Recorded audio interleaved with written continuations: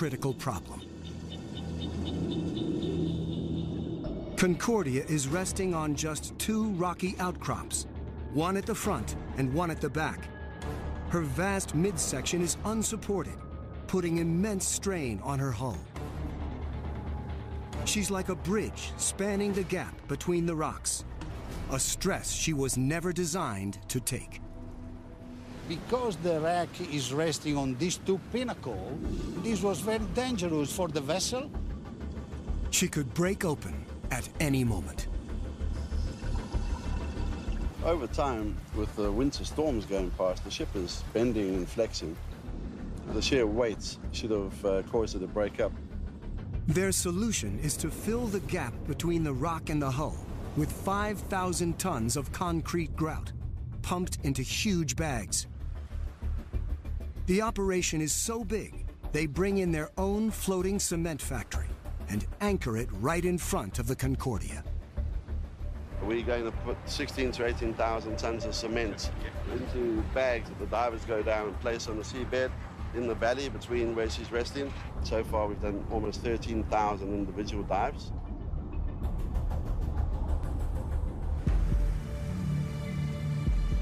While the ship is secured, the salvage team is hard at work.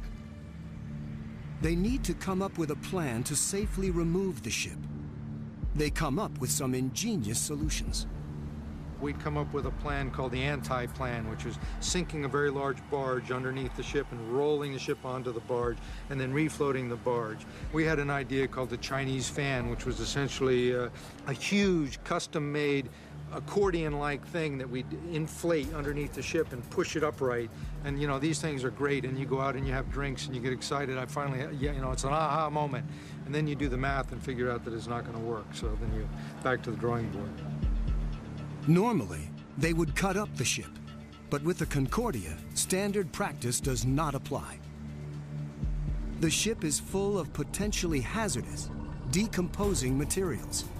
Tons of rotting food is on board, locked in freezers, over 17,000 pounds of beef alone. Floating around inside are all the furnishings, bedding, and passengers' belongings. Releasing such toxic matter into this pristine place would cause a political storm and an ecological nightmare. The plan they ultimately decide on has to take into account all of these considerations.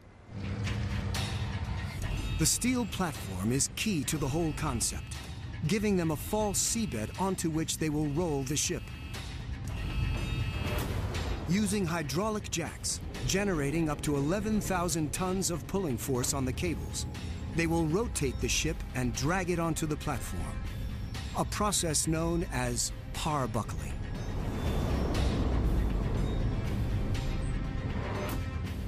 Then, the 30 huge flotation chambers will be attached to the ship and pumped dry of water, causing the giant vessel to float.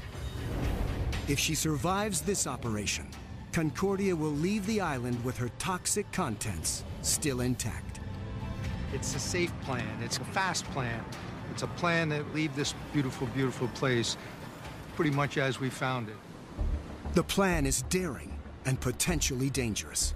Since salvaging a wreck this big has never been attempted before, it's a trip into the unknown. It is an unconventional idea, completely new, unproven, because there is not a previous experience. We had to assess everything from scratch. It demands complex engineering on an unprecedented scale. We have to design, fabricate, and install 35,000 tons of steel, which is 5 times the weight of the Eiffel Tower. A tremendous engineering effort. But there are several unknown factors. There is a possibility that the rocks penetrated the submerged superstructure. Concordia could be pinned. If it's a smooth rock, it's okay, but if there's a couple of pinnacles that she sits on, we have to tear it off that. So you have those different unknown factors. When the parbuckling is finished, that's the first time we'll actually know what we're dealing with. 11:35 a.m. on the biggest day of Nick Sloan's career. Concordia is rising. But will she slide cleanly off the rocks? Or will she be torn apart in the process? The salvage team can only watch and wait and hope the huge wreck stays in one piece.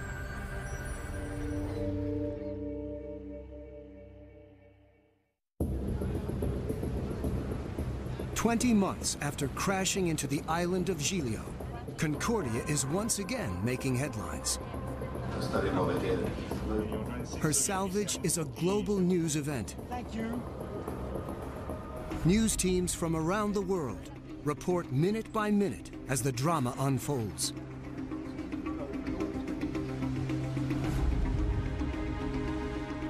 In the control room, Nick Sloan and his team wait nervously. Progress is painfully slow. After 7 hours, Concordia breaks free of the rocks. It's a huge relief. The ship continues to rise.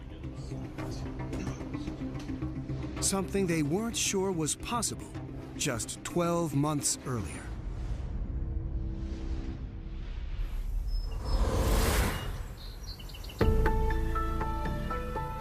Back in March, the team faces a different kind of challenge. After nearly 12 months' work, it's time to install the massive steel platform needed to support Concordia as she's being rolled. If you look at the profile of Giglio, it just carries on to 100 meters water depth. So if she slipped or rolled, she's gone. The first challenge is drilling giant holes into the sloping granite seabed, holes needed to anchor the structure. The combination of the hardness of the rock and the steep angle of the sea floor produces an almost insurmountable engineering problem. You can imagine using a hand drill on a plane of glass. At 45 degrees, it just slides down. Well, we had that same problem with the drill bit kicking off the side of the mountain. It would hit the granite and it just bounces off. The first hole took 6 weeks. The first 2 months of winter were a nightmare. One by one, the holes, 6 feet in diameter, are drilled. 26 huge steel piles are inserted. Then, these enormous, custom-made steel structures arrive.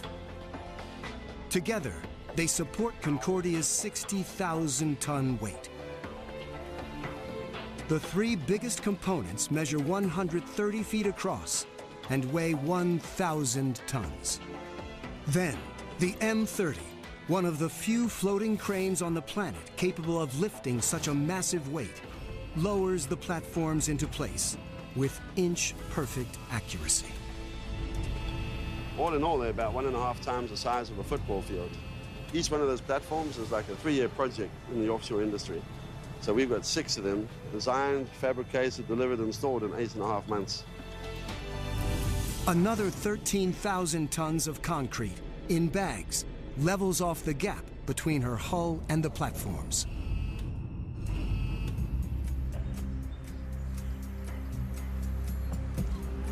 Six months after the wreck, Concordia's design presents an endless stream of challenges for the team. It is the first time that we are attempting to recover a vessel of this size in a single piece, particularly a passenger vessel, which is a delicate beast. Built for luxury cruising, Concordia's upper decks are made of lightweight aluminum and glass. Ideal for creating bright, extravagant spaces, they provide very little structural support. One thing about a passenger ship is they don't have the same strength as a oil carrier or a bulk carrier. Everything above deck 5 is lighter and lighter and lighter. Concordia's honeycomb of unsupported interior spaces was once her greatest strength. But lying on her side, they are now her biggest weakness. Her own colossal weight is crushing her. She's already 10 feet narrower than when she was afloat. The shell of the wreck has been severely damaged by the accident and has not been designed to stay laying on its side, so it's particularly weak. It's now June 2013. The team is ready to install the huge flotation tanks, called sponsons, on the ship's exposed side. They're each as big as a large building and weigh 500 tons. They're the key to raising Concordia. There are 15 of them on each side, and one of these is very, very big. It is a 10-story building. The crane ship Svenja arrives to delicately lower the enormous sponsons into place. 11 of them have to be attached to the exposed left side. They are welded onto Concordia's heavyweight steel hull, avoiding her fragile upper decks. So you've got a ship that has from the top to the keel of that length, but you can only use this part for putting it upright. You've got a lot of leverage just on this part. So that's why the sponsons are only welded on the lower part, even though they're 7 and 11 stories high. They're not touching the ship at that height. Once Concordia finally starts to rise, the sponsons will act as ballast. As the ship begins to be pulled upright, they'll stop it from rotating too quickly. Then their weight will help settle Concordia into position. The sponsons are not simply tanks. They are sophisticated piece of engineering. They are divided in compartments. Each compartment can be flooded and the water can be removed. Each sponson has got a number of valves to operate them. Each tank can be controlled individually. So you've got a lot of tanks here that you can play with to actually control the buoyancy once it comes over. Once the ship is upright, the sponson's role changes dramatically, from providing ballast to providing buoyancy. Another 15 sponsons will be attached to the right side of Concordia, and the water pumped out. The sponsons serve as huge flotation chambers, capable of refloating the Concordia. Each of them are providing 3,000 tons of buoyancy to refloat the wreck. The additional sponsons are needed at the front and rear to refloat her. But this is precisely where Concordia is weakest. The added weight could cause the front or rear to shear off. We don't want to put any more weight on her because she's damaged, so we're going to clip them on afterwards. Then, the team discovers yet another potential problem. Concordia's bow juts out from the rock by almost 200 feet with no support. It's getting weaker, and it could snap off at any moment, putting the whole project in jeopardy.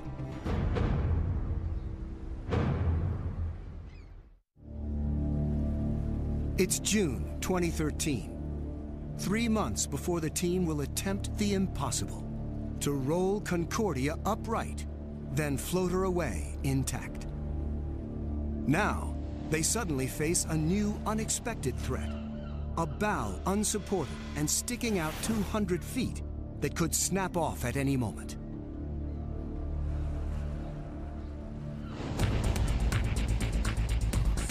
Nick Sloan and his team come up with another radical solution. It's ingenious, ambitious, and monumental. When you get around there, it's even bigger than you think. You can see the people working on top of it like that. It's a mega flotation device known as a blister tank. It will cradle Concordia's bow like a neck brace. Here's like the cervical collar that's going around the injured patient's neck, and she's going to go around the bow of the Concordia, stabilize the neck, and you get rid of all the spinal complications. Built in the same Italian shipyard as Concordia, the blister tanks are precisely engineered to fit her bow like a glove. The bow will fit right through here, and then the flare of the bow will be held by the profiles all the way on top. The tanks weigh over 1,500 tons and tower 60 feet high. The world's most powerful crane ship, the Svenja, is needed to drop them into place. There's not many crane barges around that can just